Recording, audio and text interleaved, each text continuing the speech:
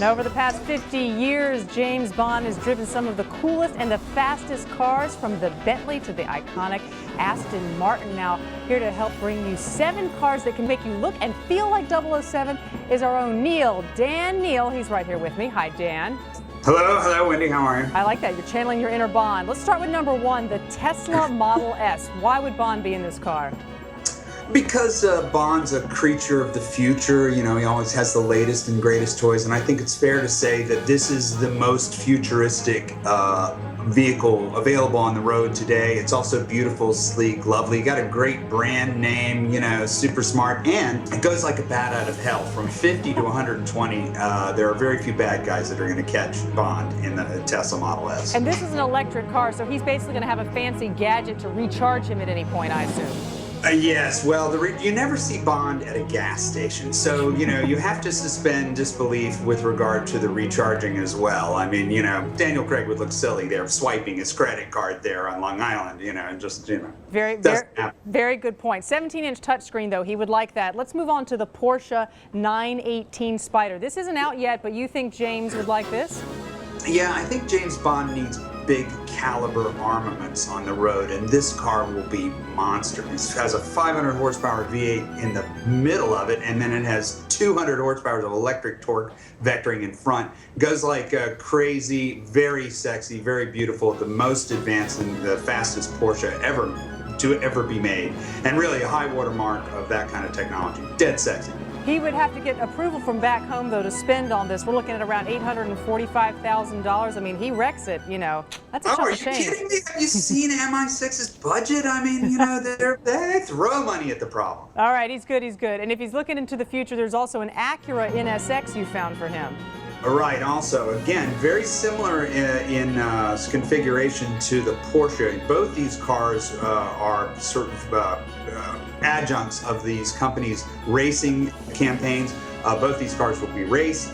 They're both, you know, very advanced, and both are extremely cool. You know, the thing is that, you know, Bond should not be getting out of something with, you know, scissor doors. You look kind of idiotic, really. So these are grown-up fast cars, very important. Bentley Continental GT Speed. Tell us about it, Dan. This is a sentimental favorite. First of all, because Bond originally drove a 4.5 liter that they call a blower Bentley, 1930s. Those are in the books. That's the car that Ian Fleming put him in. And I believe that Bond should be driving, I think, properly an English car.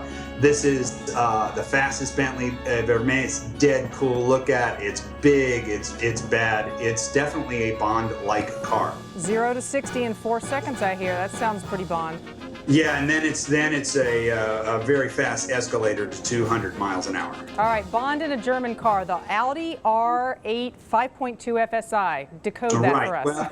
Well, you know, the deal is this: Bond's product placement deals have been occasionally heinous and egregious and laughable, like when they did the BMW C3, which is it's a manicurist car.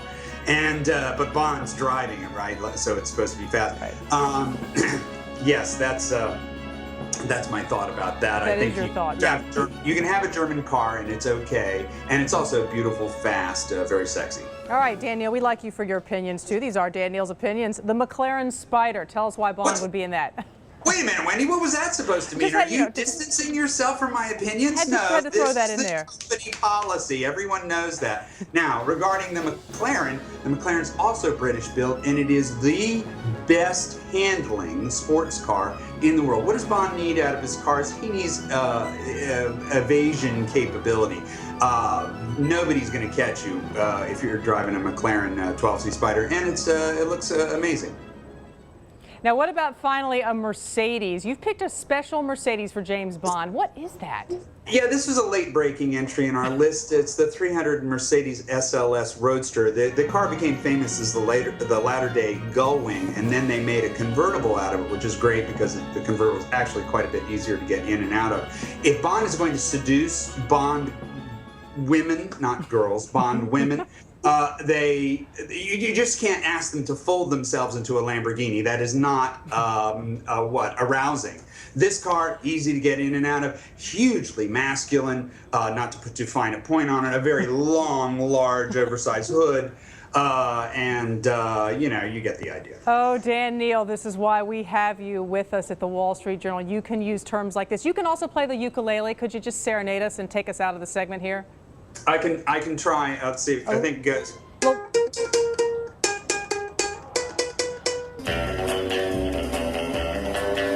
you can see why they mistake him for James Bond. Thank you, Dan Neal.